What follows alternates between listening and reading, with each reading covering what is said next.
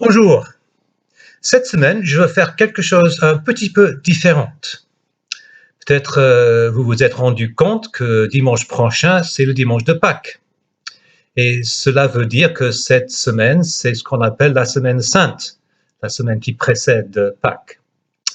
Et ce que je vous propose de faire, c'est de profiter du fait que je fais ces petits messages quotidiens pour suivre ce qu'on appelle parfois un chemin de la croix. Je sais que c'est pas très connu parmi les évangéliques, mais c'est très biblique.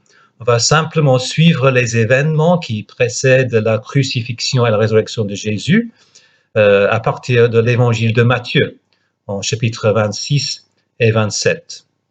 Et aujourd'hui, je propose de commencer par le début de chapitre 26, qui est sous-titré dans ma version de la Bible, le complot. Je vous le lis. Quand Jésus eut fini de donner toutes ses instructions, il dit à ses disciples, « Vous savez que la fête de la Pâque aura lieu dans 2 jours. C'est alors que le Fils de l'homme sera livré pour être crucifié. » Alors les chefs des prêtres et les responsables du peuple se rassemblèrent dans la cour du grand prêtre Caïphe. Ils décidèrent d'un commun accord de s'emparer de Jésus par ruse pour le faire mourir. Cependant, ils se disaient, « Il ne faut pas agir pendant la fête pour ne pas provoquer d'émeutes parmi le peuple. »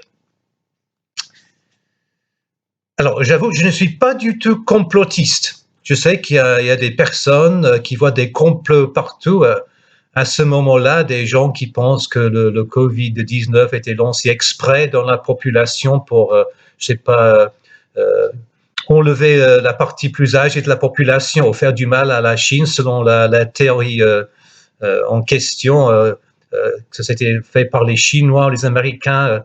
Personnellement, je n'y crois pas du tout, pas une seconde. Mais là, ici, dans cette histoire, il y a un complot parmi les responsables religieux du peuple d'Israël. Et c'est vraiment ironique.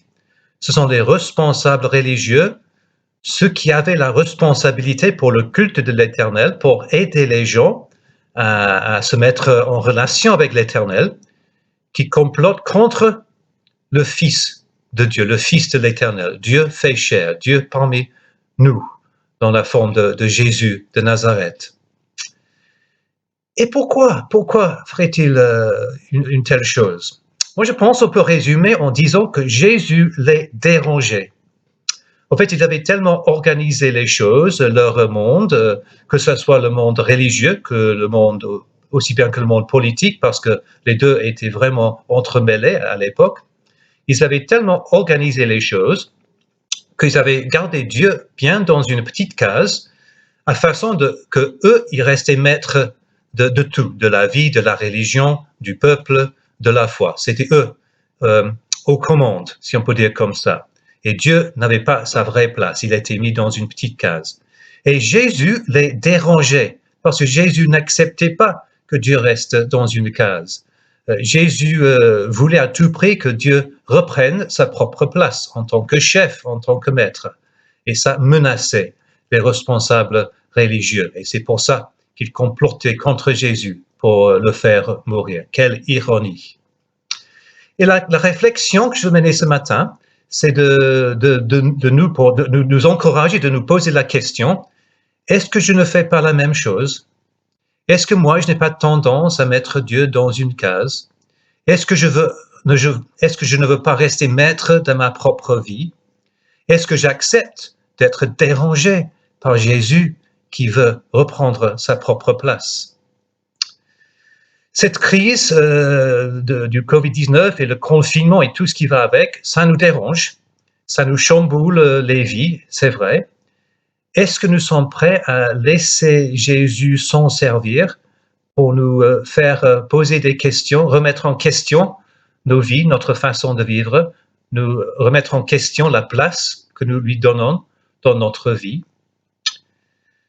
Chaque jour de cette semaine, je vais mettre un chant après la réflexion. Et le chant que je propose ce matin et le chant « Je te donne ma vie ». Et je le propose comme réflexion pour nous inciter à poser cette question exactement. Quelle place est-ce que je laisse dans ma vie pour Jésus, pour Dieu? Qui est le maître de ma vie? Est-ce que j'accepte d'être dérangé par Jésus? Parce que s'il nous dérange, en fait, c'est pour notre propre bien.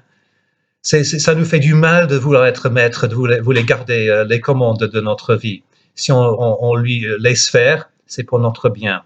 Il veut seulement faire ce qui est bon pour nous. Quelle place laissons-nous dans notre vie pour Jésus? Est-ce que je lui donne tout? Est-ce que je lui cède ma place de maître pour le mettre dans sa propre place en tant que maître de ma vie? Je vous propose le chant « Je te donne ma vie » en piste de réflexion sur cette question. Bonne journée. Au revoir.